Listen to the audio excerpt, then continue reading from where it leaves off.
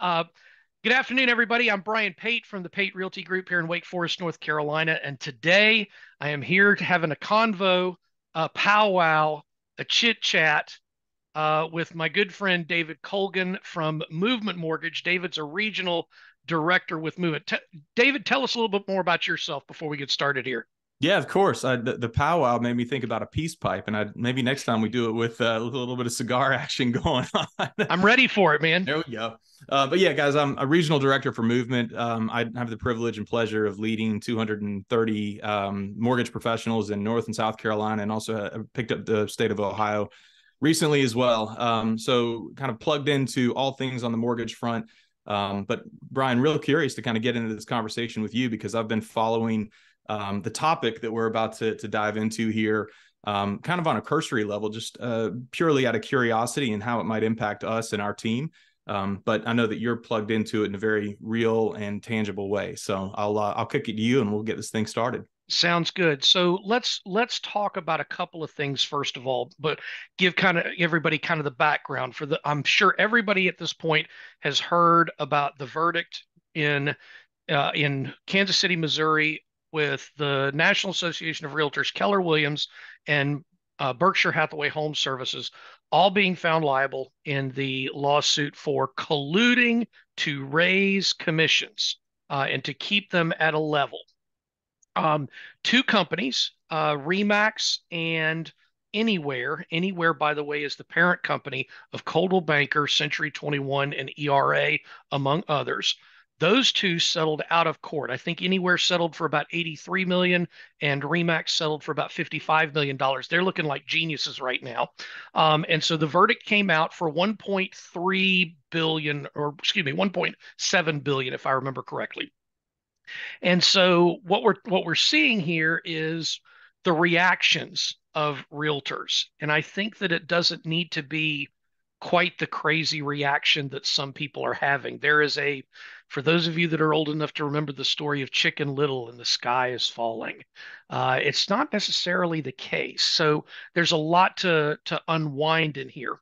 Number one, and probably the biggest thing, David, that we probably need to get across to people is the fact this was in Missouri.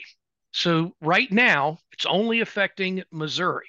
That is Uh, good to know. but everybody's preparing Mm-hmm. because it's coming. Yep. It's coming, especially with the extra lawsuits that were filed against Compass and EXP and Yeah, a few there were like others. 60 additional lawsuits filed just after the verdict, right? That is correct. That was literally done the afternoon after the verdict came in at like 3 o'clock, and the others were filed at 4. It was Mm-hmm. it he this attorney was fully prepared. Those also have class action status. I mean, it's getting ready to get ugly in the real estate business, and so everybody wants to know, how are we going to get paid? How's the mortgage going to work? Are the mortgage lenders going to finance the mortgage? By the way, the mortgage lenders are already financing the commission because it's part of the sale price. We won't let everybody in on that one, but people seem to forget that. Um, but what are we going to do, and what's the future of real estate going to look like is the big question. I think that's what a lot of people have. So, how is it affecting you guys on the mortgage side, and what can we help with in terms of helping your mortgage lenders understand what they can do? Yeah, I think it's a great question, and the real tangible impact hasn't quite hit us yet. Where I think you can do us a favor on the mortgage side of the fence, Brian, is really just try to help us unpack what it really like. How is it going to impact you? How's it going to impact your industry? How is it going to impact our partners on the real estate side, who are licensed and some licensed realtors? Mhm. I'm just curious because one of the things I think that sometimes can delineate where a mortgage professional and a real estate agent, we're both looking at the same transaction, but we're looking at it from two different vantage points, right? So we see the same thing, we see the same settlement here, but I don't think about it in the same terms that you do, as it relates to how it's going to impact you and impact the life of the transaction, how it's going to impact your income and opportunity to earn revenue. Those are the sorts of things that I'm very curious about because I know there's a lot of our real estate agent partners who are going to be curious to unpack the same thing. Certainly. So it's a lot of it's going to depend on how you've been doing your business over the past couple of years. For example, I'm based in North Carolina and teach mostly in the Southeast region when I'm teaching. And here in North Carolina, as well as South Carolina, Virginia, and many of the other states around us, we've been having the conversation about the buyer's agent being paid by the list side of the transaction. So, in reality, let's break down what happens to that commission. So, the listing agent, and I'm not going to use numbers, I'm going to use letters because I don't want to be accused of price fixing. I don't want to be accused of antitrust. Probably But smart.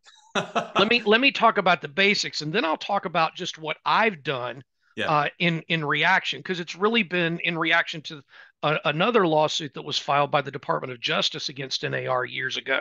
And So before you yeah, go into what you've done, yeah, just I think most people at this point, if they're watching this, they probably have some semblance of an idea of what it is that we're talking about. But what was the heart of the case? Like the verdict that was rendered, what is it that people are thinking, oh my goodness, this may change the way that I do business today? yeah. So ultimately, the case was that commissions were not negotiable, and that listing agents and buyers agents colluded to keep commissions at a higher rate. Okay. Now, if you've ever watched, 60 Minutes did a show about 8, 9 years ago called "The Sacred 6% Commission," implying that that's what everybody pays. I've taken listings at 4. I've taken listings at 8. I took one land listing at 15% just because it was going to be a pain in the neck to sell.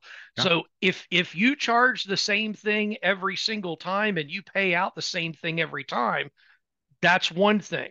But if your company, let's say that you're with a larger brand like a Keller Williams or a Coldwell Banker or a Berkshire Hathaway, and you're being trained by national instructors on how to protect your commission, Mm-hmm. that can be antitrust in itself, Got it. just from that standpoint. So we've all been taught how to protect the commission, prove your value, show your value. What do you do for it? Show people what you do for it, et cetera. And that's great. Now what you're going to have to do is when you walk in and you say, okay, my fee is X. Now we need to decide what we're going to pay the buyer's agent, Mr. and Mrs. Seller, if anything. And it's going to be key that you say, if anything, because commissions are negotiable. So you may end up having to say, well, let me walk you through what this buyer's agent does. Because buyer's agents have been really undervalued over the last few years. In the downturn, there were a couple of large national builders. I'm not going to mention names, I but remember on, this. on a $500,000 townhouse, they would pay a $3,500 Mm-hmm. commission. Mm-hmm. And on a $750,000 single family home, they'd pay 5,000. That's really low for realtors because, contrary to popular belief, number one, we don't all make 6% and drive a Mercedes. Number two, we don't get to keep everything. And by the way, the government keeps about half of what every realtor makes. And we are independent contractors, so we don't have a expense account every month that we're drawing from. So understanding how the business works is the first key, and being able to explain that. When I'm in a listing presentation, I tell the sellers, this is how much I'm going to get paid, and here's how it's divvied up.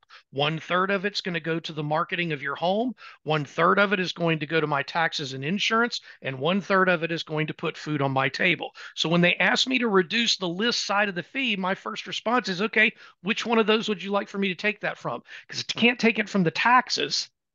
I can't take it. I can't take food off my table. If I get to the point where there's no food on my table, then it's not worth me taking the listing.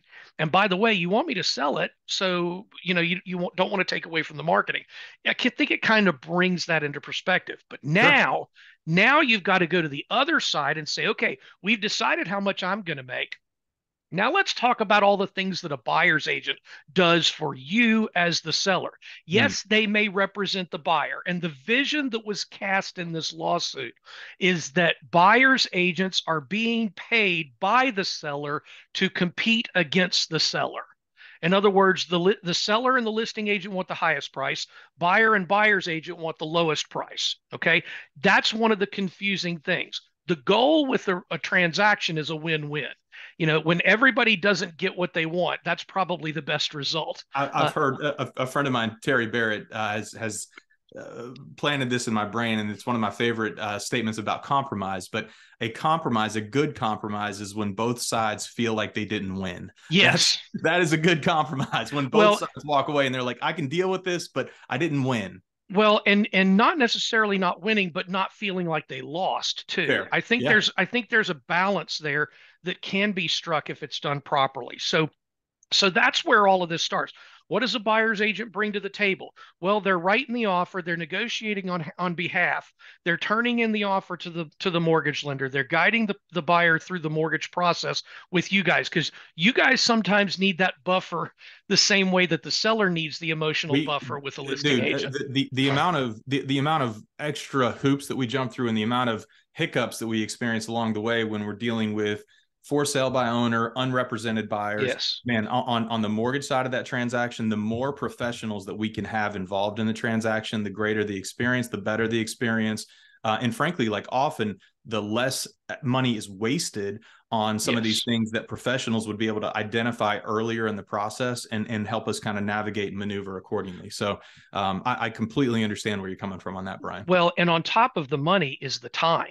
And of No course, doubt. time is money, because Yep. if you're planning on selling your house on Monday and closing on the new one on Tuesday, and you don't close on time on the Monday house, you could have all kinds of problems with, extended lock expenses. You could have Yep. builder penalties, whatever it may be. So there's lots of possibilities there. So having that person on the other side that knows the process, I think that's where the most value is that a real estate licensee brings to the table, is Mhm. the knowledge of the process. So we can tell a seller, that's not really the way this works. There's a bunch of memes and a bunch of videos where people say things, and then there's a sound effect of, that's not how this works. That's not how any of this works. And I think that that's where we can get lost. If you haven't sold a house in the last 5 years, the market is totally different than it was in 2018. The process is different. Yeah. We just thought TRID was going to be a pain in the neck to deal with back in 2015 and 16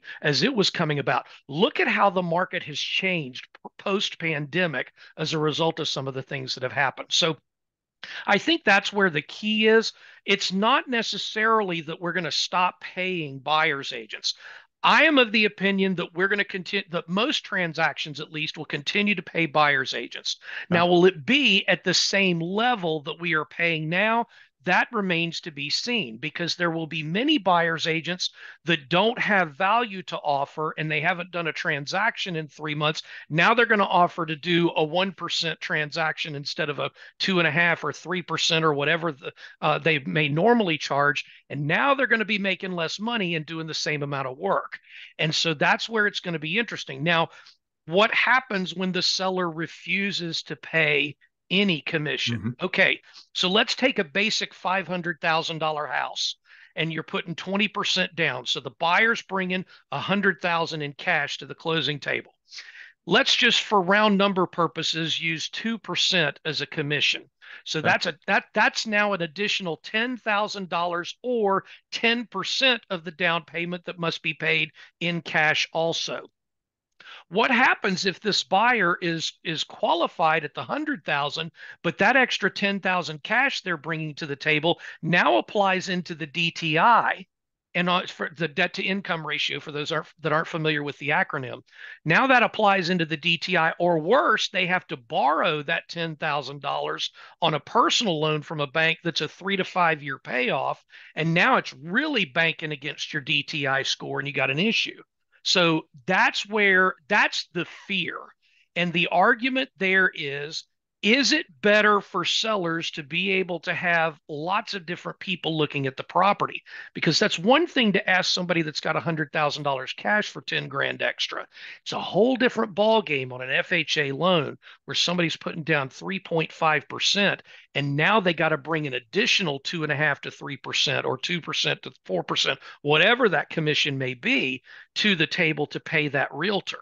And again, that's what scares me, is that FHA buyer is going to look for the 1% agent in order to facilitate a transaction that's likely more difficult and more perilous than a traditional conventional transaction. Does that make sense? It makes all the sense in the world. And that's where my head goes, just kind of thought experiment here, thinking through, it's the smaller price range, and this is painting with a broad brush. So this is a Sure. generalization. This isn't a one size fits all statement. But in my experience, you normally start your home buying journey when you're younger of age, and certainly Mhm. younger in your financial wherewithal, right? Right. You don't have as much access to capital. Your debts may be a little bit higher as a percentage of your income, because maybe you're coming out of school with student loans, or you've had to stretch to make that car work. So all these things put you in a position where typically your average first-time home buyer or early buyer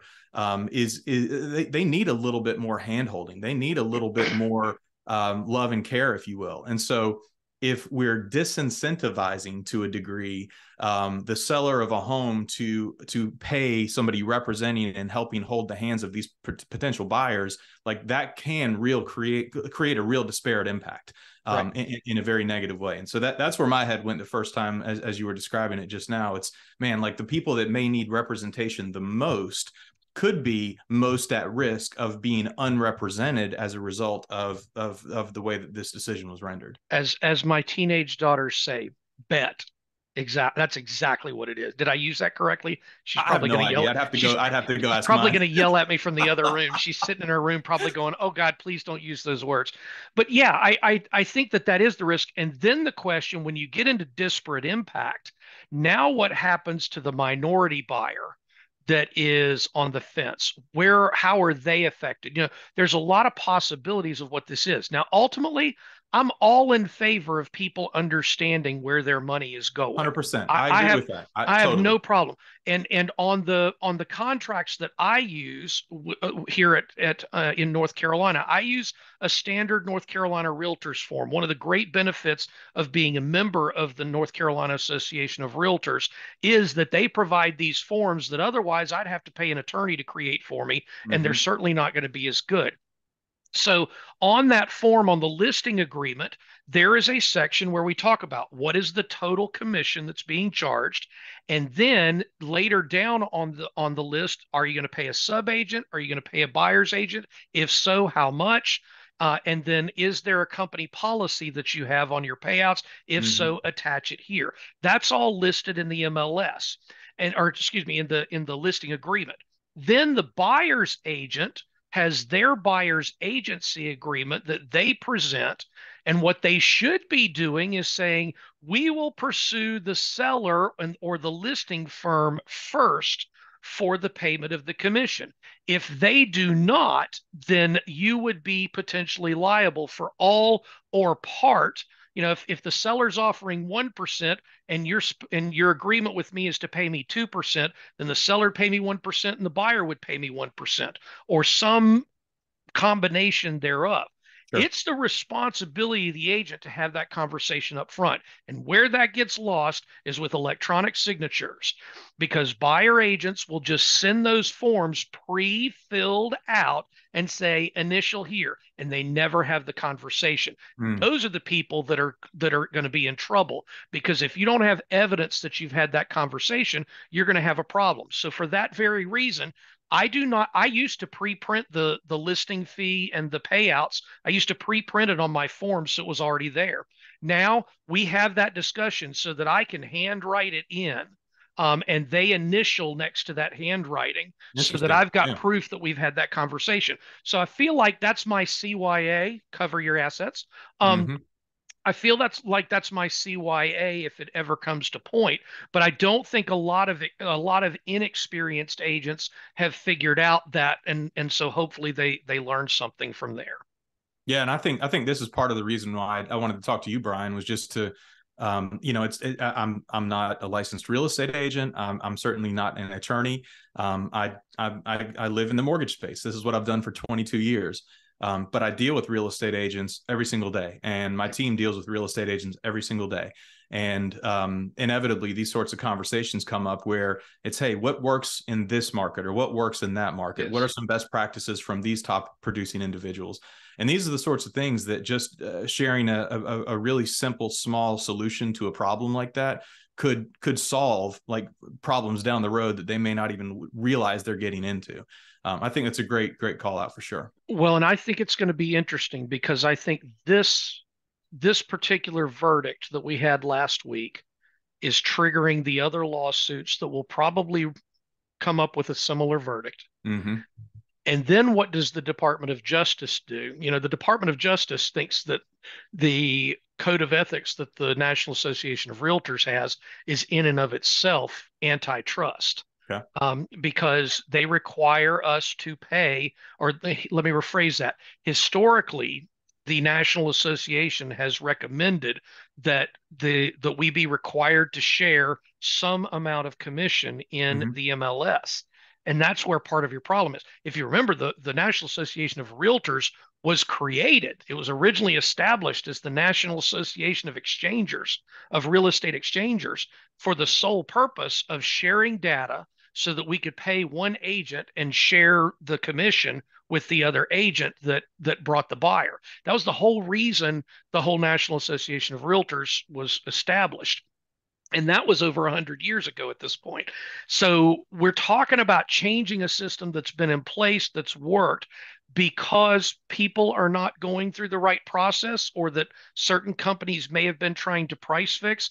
And because NAR was found complicit in this, as well as the companies, there's going to have to be a look at how do we apply that on a national level, because otherwise these lawsuits are just going to keep coming back up, and eventually the Department of Justice is going to come in and say, no more. We're just at a point where the National Association of Realtors is a monopoly, Mm. and they're forcing agents to join this, and this in order to have access to MLS. I've heard that a lot. Yeah. That's a monopoly in some people's eyes. I'm not going either direction on that, because it's kind of like debate club. Tell me which side you want me to argue, and I'll give you the argument on both sides of it. Ultimately, for the realtors that are out there saying, let's just abolish the National Association of Realtors.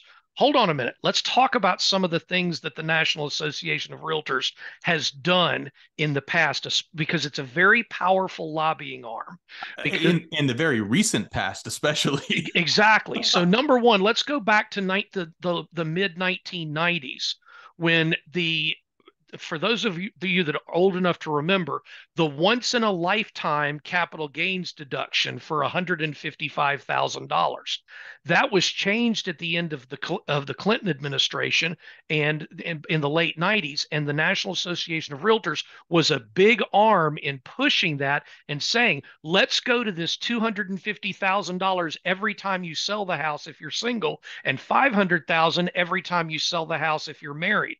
And so that's been in place. As long as you occupy the home for 2 of the last 5 years as your primary residence, you can wipe out. It's literally exempted for capital gains. So we've had that. We've had the concept of the 1031 exchange that continues to be used to avoid capital gains tax all the way. I've got investment property that I own that I intend to own till I die, which means my children won't pay any capital gains on the property when they sell it. So things like that have come into play. The association has lobbied for the protection of the mortgage interest deduction on the mortgage payments. They were a major lobbyer in TRID when all the financial meltdown happened in 2005 and 6 with shorting loans and the mortgage-backed securities and things like that. NAR stepped up and was a defender for the consumers out there. And for those that don't like the Dodd-Frank Act, you won't like to hear this, but they had a hand in that with all the TRID requirements. I remember back in 2015 when we started talking about it, somebody asked me, they said, "What is TRID for?" I said, "TRID stands for the reason I drink," because it was so complicated at the time and it was new. It was something we had to learn. We have to do that almost all the time in real estate, and the NAR is always lobbying for these things. They're protecting Airbnb rights right now. There's a big battle. There are municipalities that are saying, no, you can't use your property as an Airbnb. Well, that's one of the inalienable rights of real estate and the bundle of rights that we talk about when we talk about quiet enjoyment. They're on the front lines of requiring the ability to have accessory dwelling units in the backyard, so those that we know as granny flats flats, if you're familiar with those. They're out there on the forefront of affordable housing, trying to get communities to approve high density housing like tiny houses and things like that, that provide an opportunity for people to own property at an affordable level. So there's a lot that NAR brings to the table. The state associations are doing the same thing on a state level. The North NC Realtors has done a great job under the recent leadership with dealing with the same things that we just talked about, but also providing those contracts through the association. And of course, the local area is heavily involved in not only the politics but the operation of the Triangle MLS. RRAR, the Raleigh Regional Association of Realtors, which, by the way, is used by people in over 40 counties now. Of the 100, it's literally 40% of the counties that operate in North Carolina. 40 of the 100 are operating with the Triangle MLS, and that's where we share information and get our data from. So there's a ton of value that these organizations bring. And when you look at it, $680 to $700 for membership for the year to be a member of all three is cheap when you consider that an average commission, based on an average sale price here in the Triangle for the last year, is probably somewhere in the realm of $9,000 to $10,000. That's a cost of doing business. And if you only do one transaction a year, yeah, $700 is a lot. But if you do 3 or 4 transactions a year, $700 is a drop in the bucket compared to what your expenses are. And I think that's where people get frustrated because things are getting more expensive. Gas is more expensive. We now have to show 18 to 20 houses to get under contract rather than 3. From a listing standpoint, houses are on the market longer, so we're spending money to market them longer. So all of those costs, we're seeing inflation the way that the average consumer is when they go to the grocery store. We as realtors are seeing the same thing, and the difference is we have to pay our own taxes, we have to pay our own Social Security because we're all independent contractors. So we're either filing a Schedule C or we're having to own an LLC or an S corporation and pay all the associated expenses with that, including insurance and liability insurance, cyber stalking and cybersecurity insurance, all of these things and all the time trying to protect the brand. There's a lot that goes into it, man. And realtors earn their keep if they're good. Now, I'm not saying there are bad realtors out there. There are also bad doctors out there. I used this analogy earlier today. The same way there are bad realtors, there are bad doctors. And the scary part is there's someone with an appointment with both of them later on today. And we just have to deal with that. The goal is for everybody to be trained at a higher level and be able to operate. And I hate the phrase raise the bar, but we really do need to raise the bar. Agents need to make a conscious effort to educate themselves more and more. I think we're at that inflection point, both in the greater real estate community and certainly on the mortgage side as well. I mean, we're going through it right now, Brian. I don't know what the stats are from a licensee perspective, either locally or at the national level on the realtor side. But we're expecting when January 2024 rolls around, from a licensed mortgage professional perspective, we're expecting less than half of the head count of licensed mortgage professionals that we had at the high water mark, which was in July of 2021. And so I'm seeing this, decisions like this verdict and just the market dynamics, all of these things I think are requiring each of us to look in the mirror and decide, are we committed to this industry? Are we committed to this career? Are we committed to working through the challenges on this? And some that are dabbling, some that have just sort of like played for the last little bit, or maybe they spent a considerable amount of time in this career, but they've kind of in a different season of their life, they're thinking this isn't necessarily a chapter that I want to turn into. Sunsetting. Yeah, you know what I mean? Sunsetting. And so I'm seeing this happen on your side of the fence and mine. But as it relates to this verdict, I think one thing that I've seen you kind of direct on your social media traffic is really just sort of like keeping people informed. But I think it was last week that you said something along the lines of, okay, time to get back to work. Like, yes, all of these things are going to happen, right? Like the decision came, we're probably going to see appeals. We're going to see more lawsuits. What would you tell a real estate agent who is trying to understand how this impacts their day-to-day life today? Yeah. What direction would you give him or her to take action on this week? So I'm going to give you 2 quotes to start with, both from my father, because I think he's the smartest man that ever lived, in my opinion. Number 1 is, I'm going to give you some advice, listen to it, consider it, and then do what you damn well please. So I that's like number it. one. Yes. The second one is quit worrying about things that are outside of your control.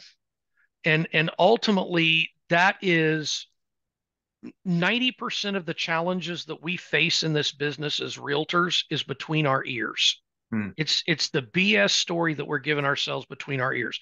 If realtors would spend as much time working their database as they do with worrying about stuff they can't control, we'd see a lot better performance from all realtors and nobody would care about what's going on. Ultimately, I have never seen a problem in the real estate business that a robust pipeline can't fix. And that's what it all comes down to. I've started refocusing over the last 3 or 4 months. I've refocused on my database. I'm picking up the phone. I'm making phone calls. I'm sending out emails to with a deal of the week type of thing.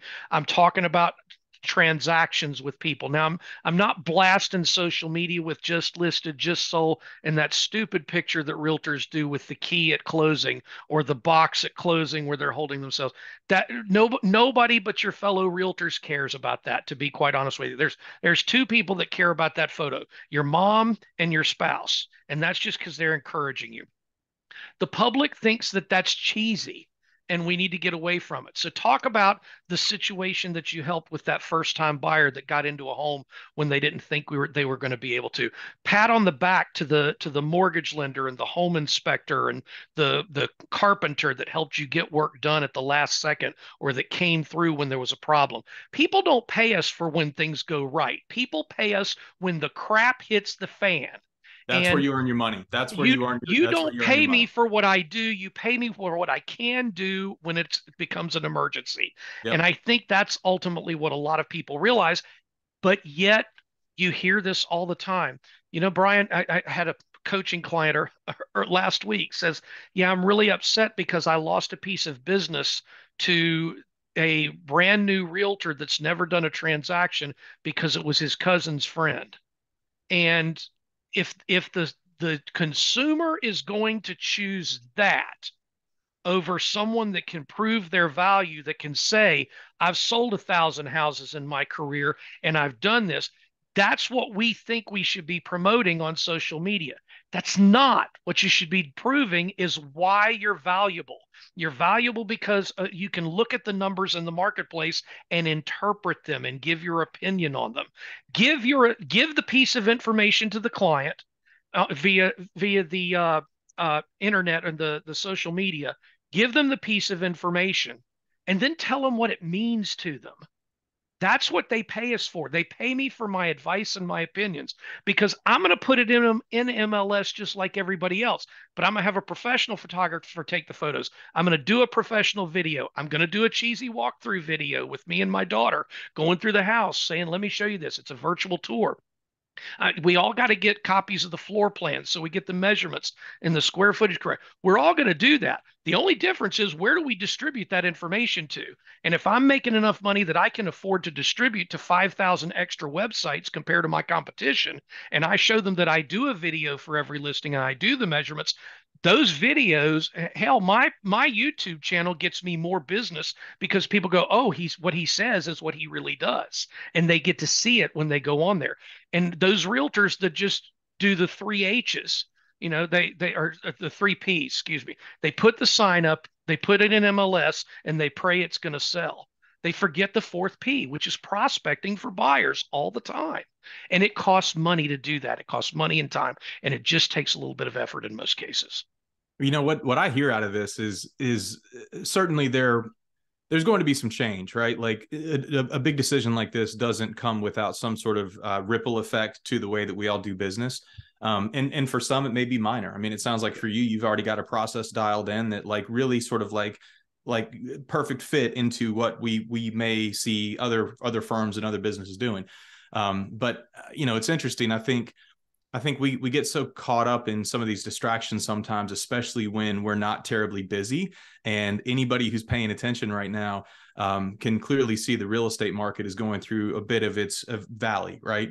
No And so question. I think the timing of this has put a spotlight on this verdict and on this trial because it's just such an interesting, it's just such an interesting thing to follow. And then when we have a lack of prospecting or homes to show or these other things that are going on, it just gets a bigger spotlight showing on it.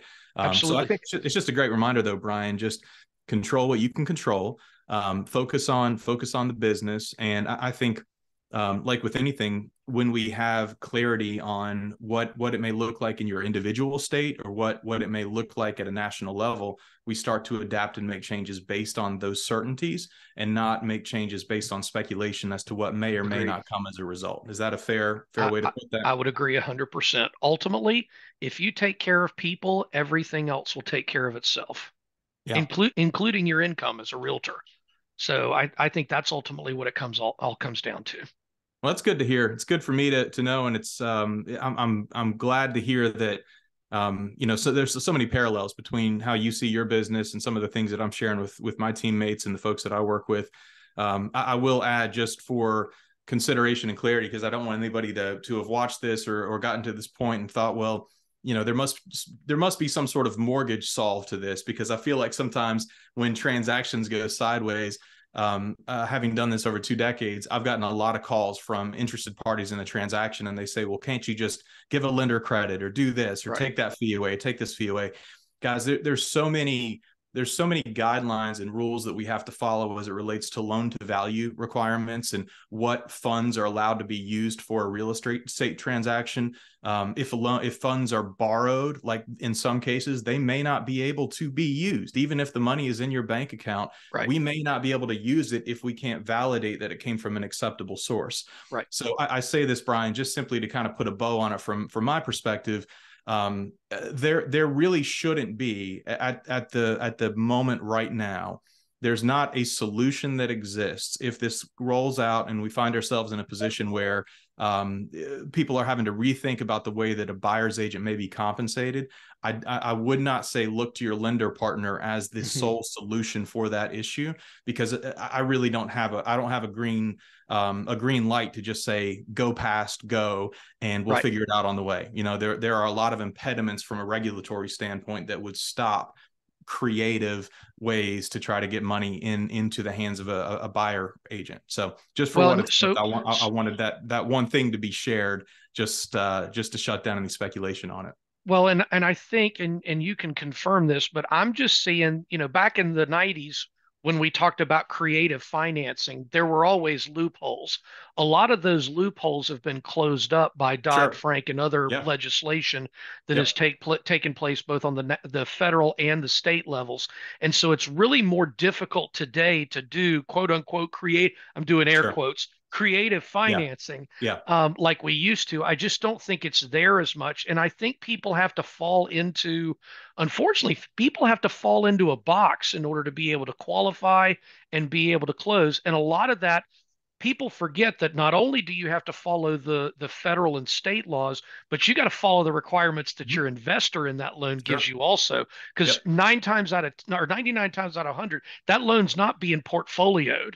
If it's got True. to be a conforming loan in order to be sold on the secondary mortgage market, and that secondary mortgage market has to continue to be robust in order for everything else to fall into place in the economy. So I think people forget that, and that it's not just a matter of, well, tell the mortgage lender and the realtor to reach into their pockets. That's right. That's not your solution. Yep. I'm not the one buying the house. And if you choose not to buy this one, that's fine. If you can't afford to buy it, that's fine. I'm going to the next client that can, and I'm not giving away. And I'm not going to lie and say that I've never given away commission, but it's going to be a very rare case that I do that, and it's Sure. usually going to be a couple of $100, not a couple of thousand. So it might be that I paid for an inspection or something like that when it was really necessary. So I think that's key for all of us, and I do appreciate the time. I think it's good for us to have these communications and be able to understand the other side's view on it, because I talk to mortgage lenders all the time that are like, what are you seeing? And I know you talk to agents constantly Hmm. because Hmm. you do a great job of communicating with all the agents in your markets. I think that's where it ultimately comes from, is all of us working together, and we can do that without price fixing and without violating the Sherman Antitrust Act and other situations like that. Just don't talk about the exact amounts. Well, these have been some great tips, Brian. I appreciate you making time for me and putting this down in a recording so I can refer back to it and share it with some of my colleagues and friends. And hopefully folks find this valuable, and I really appreciate your time. Absolutely. Thanks so much, David. We appreciate it. And like I said, if you're thinking of buying a home, selling a home, or investing in real estate, call me. If you need a loan, call one of the fine folks at Movement Mortgage. David will be happy to send you a referral to one of his awesome agents. You're so professional. You're so good at this. All right. Take it easy, bud. Thanks. See ya.